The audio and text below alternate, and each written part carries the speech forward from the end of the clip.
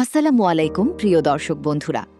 আজকের ভিডিওতে আমরা জানব বিশ্বের অন্যতম প্রভাবশালী নেতা ভ্লাদিমির পুতিনের জীবন কাহিনী সম্পর্কে।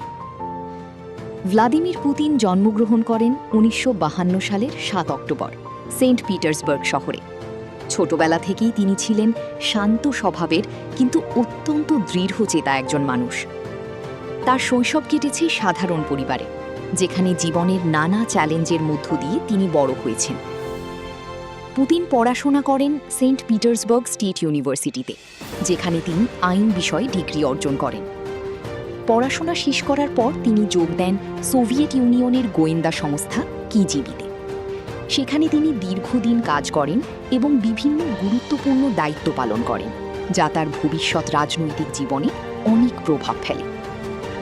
সোভিয়েত ইউনিয়ন ভেঙে যাওয়ার পর পুতিন ধীরে ধীরে রাজনীতিতে প্রবেশ করেন। তার দক্ষতা ও নেতৃত্ব গুণের কারণে তিনি দ্রুতই ওপরের দিকে উঠে আসেন। ১৯৯৯ সালে তিনি প্রথমবারের মতো রাশিয়ার প্রধানমন্ত্রী হন এবং পরে ২০০০ সালে তিনি রাশিয়ার প্রেসিডেন্ট নির্বাচিত হন। প্রেসিডেন্ট হিসেবে পুতিন রাশিয়াকে শক্তিশালী রাষ্ট্রে পরিণত করার জন্য কাজ করেন।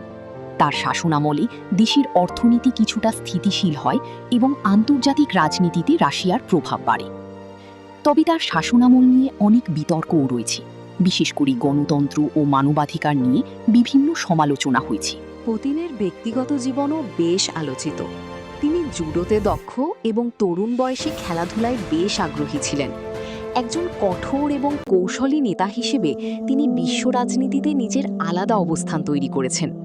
বর্তমানে রাশিয়ার প্রেসিডেন্ট হিসেবে তিনি এখনও গুরুত্বপূর্ণ ভূমিকা পালন করছেন এবং বিশ্ব রাজনীতিতে তার প্রভাব অপরিসীম। বন্ধুরা, এই ছিল ভ্লাদিমির পুতিনের সংক্ষিপ্ত জীবন কাহিনী। যদি ভিডিওটি ভালো লাগে অবশ্যই লাইক, কমেন্ট এবং শেয়ার করতে ভুলবেন না।